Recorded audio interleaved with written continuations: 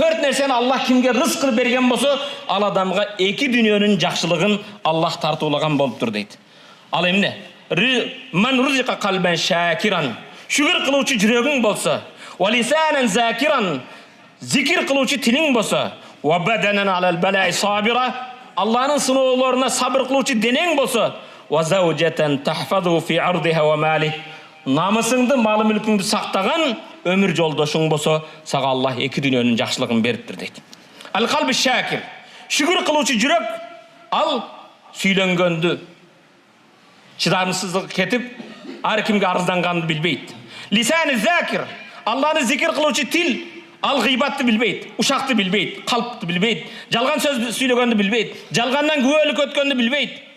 Бүгүн тилекке каршы WhatsApp болсун, Одноклассники болсун, соцсеттерде болбогон нерселерди бирөө менен бөлүшүү.